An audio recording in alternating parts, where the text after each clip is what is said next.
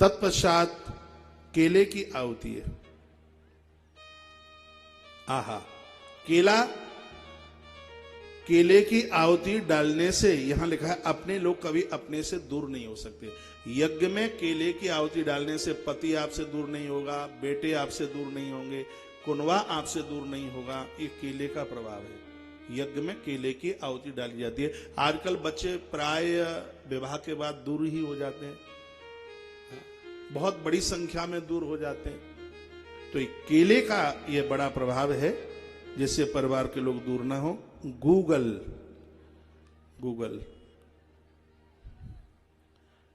ये Google net वाला, internet वाला गूगल नहीं है। हाँ, ये गूगल चलाने के काम में आता है। गूगल, इससे दुख नष्ट होते हैं। आरती में, पूजा में इसका प्रयोग किया करें। हवन में इसकी विशेष आहुति डाली जाती है। तिल अविष्ट सिद्धि देता है। तिल, यज्ञ में कपूर बाग सिद्धि हो जाती है। कपूर, आरती तो पूरी ही नहीं होती कपूर के बिना।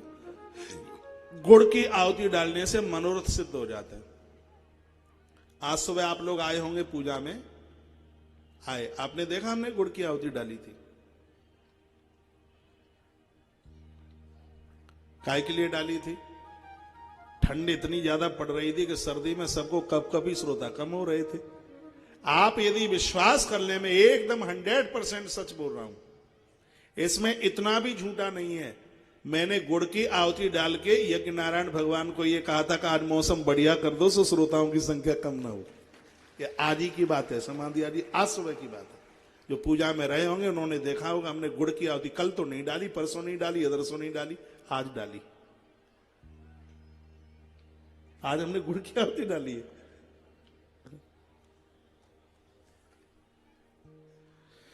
यजन में मनोरथ सिद्धि के लिए गुड़ की आहुति है। तो यजन का, हवन का, यज्ञ का अपने आप में बहुत बड़ा प्रभाव है।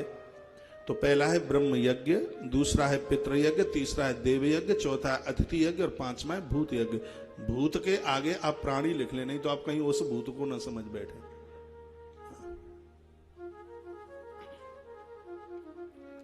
भूत से बड़ा डर लगता है। छोटे में वहां खेत में कुएं से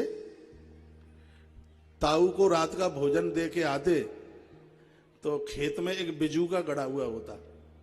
वो बिजू का ये लगे कि बिल्कुल भूत ही है। हमें तो हनुमान चालीसा तभी याद हो गया जिस समय वो खेत में बिजू का भूत के रूप में देखा।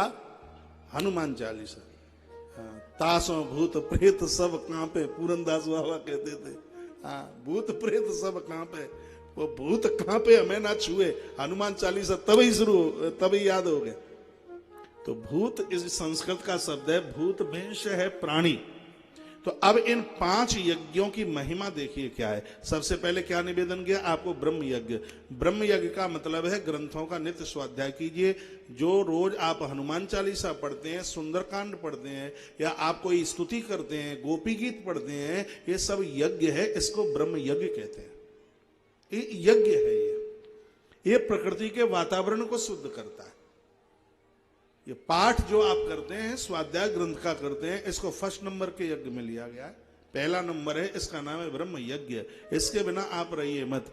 ईश्वर ने आपको योग्यता दी है, आप कुछ लिख लेते हैं, पढ़ लेते हैं, तो इसका मतलब यह है कि उसका सदुपयोग इसमें है। आप ग्रंथों का स्वाध्याय कीजिए। शास्त्र सुचिंतन पुण्य से ही, शास्त्रों को जितनी बार पढ़ोगे उतनी ही बार आनंद आएगा। मैं तो यहां तक कहता हूं 18 पुराणों को अपनी लाइफ में एक बार जरूर पढ़िए, पूरा का पूरा।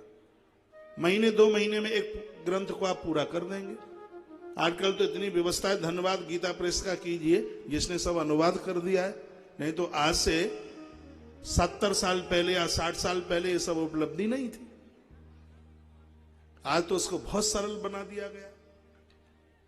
तो पहला यज्ञ है कि आप ग्रंथों का पाठन करते हैं, उसको ब्रह्म यज्ञ कहते हैं। ग्रंथ पढ़ने से बड़े सुंदर विचार भाव बड़े सुंदर होंगे। तो पहला ब्रह्म यज्ञ, ग्रंथों का स्वाध्याय। गीता जी का 15वां अध्याय पढ़िए, आपके घर से कोई भूखा नहीं जा सकता। 18वां अध्याय पढ़िए, आपके पास मोह की प्रवृत्ति आपको घेर नहीं सकती। 18वां अध्याय गीता का। गीता जी का 18वां अध्याय पढ़ने वाले चुटकियों के साथ अपना अंतिम समय छोड़ते हैं, उनको चारपाई नहीं गोड़नी पड़ती। मैं तो यहां तक कहता हूं, घर में कोई बूढ़ा है जिसको दिक्कत हो रही है, परेशान है, ना खड़ा होता ना मरता। अब ये जरूरी नहीं है कि 150 साल जिसकी चारपाई की रस्सी काटनी पड़े तब 125 साल जी के जाए। इसमें तो वो चलता फिरता चला जाए तो ज्यादा ठीक है। 3 बात मैं आपको बता रहा हूं गीता जी का 18वां अध्याय उस व्यक्ति के लिए गोदान, और उसके लिए तीसरी बात है एकादशी के व्रत का कोई समर्पण। किसी ने एकादशी की हो, संकल्प करके उसको दे दीजिए या उसके निमित्त गोदान करा दीजिए। अपने यहां देखो बोलते कहते हैं कि उसको गैया लग गई। जिनको गैया लग गई आपने देखा होगा या दुनिया छोड़ के चले गए होंगे या खड़े हो गए होंगे। गाय देने के वालों को 10-10 साल जी करके गए हैं। फिर गाय का इतना बड़ा महत्व है, गाय के गोदान का इतना बड़ा महत्व है।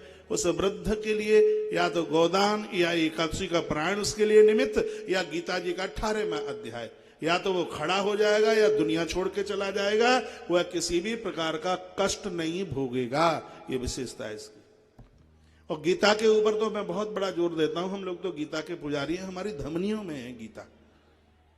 अभी मैं पूर्व की किसी कथा में निवेदन कर रहा था, गीता के 18 अध्यायों में 3 बातों के ऊपर कृष्ण ने जोर दिया। और आप यहां बड़े सजग समझदार बैठे हैं। गीता में 3 ही बातें, 3 के अलावा कोई चौथी बात नहीं है।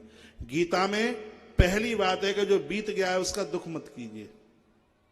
दूसरी बात है वर्तमान का मोह मत कीजिए। और तीसरी बात है कि आने वाले समय का भय मत कीजिए। ये 3 ही तो है, और आदमी 3 में ही परेशान है। जो बीत गया उसके लिए दुख है, जिसको जाना था वो चला गया, मृत्यु हो चली गई। आपके रोने से अब कोई व्यक्ति जिंदा तो नहीं हो जाएगा। कुछ लोगों का अपमान हो जाता है, अरे रात गई बात गई, क्या मतलब है, अरे उसने ऐसा बोल दिया, फलाने ने ये बोल दिया, उसने ये ठिकाना बोल दिया। क्या बोल दिया, जो बोल दिया सो बोल दिया। काय को क्या लादे आप घूम रहे फिर रहे हो। बीते हुए का दुख मत जताइए। रात गई बात गई, देखिए आप कितने बड़े आनंद में आप रहेंगे। हम गए थे, पापा ने ये बोल दिया, अरे पापा है क्या है, पापा ने बोल दिया तो। मम्मी हमसे बोली भी नहीं, चाची ने हमें देख करके मुंह लटका लिया। ये कोई बात है? जो निकल गया उसको छोड़िए। वर्तमान का मोह, बीते का दुख नहीं और वर्तमान का मोह नहीं। ये मेरा है, ये मेरा है, इसी में तो परेशान हो। ये मेरा है, ये मेरा, ये मेरा, ये मेरा, ये मेरा है, मोह। आवाज सुनाई में आई थी, भाई साहब उसका एक्सीडेंट हो गया, कोई दुख नहीं हुआ, एक कह करके रह गए। लेकिन पता चला कि तुम्हारा बेटा फलानी जगह पर एक्सीडेंट हो गया, तो आंख में आंसू हैं। उसका दुख नहीं हुआ, इसका दुख क्यों हुआ? क्योंकि इसको आपने अपना बना लिया है, इससे आप मोहित हो चुके हैं। गोस्वामी जी उत्तरकांड में यहां तक कहते हैं, संपूर्ण दुखों का यदि कोई कारण है तो वो मोह है। मोह धृतराष्ट्र है। मोह को धृतराष्ट्र कहा गया है। मोह सकल व्याधिन कर मूला, उपजहि जिनते विविध प्रशूला। प्रशूल कहते हैं कांटों को। संपूर्ण दुखों का कांटा तो ये मोह है, जिसको आप जकड़े बैठे हैं, जिसको आपने अपना लिया है, अपना बना लिया।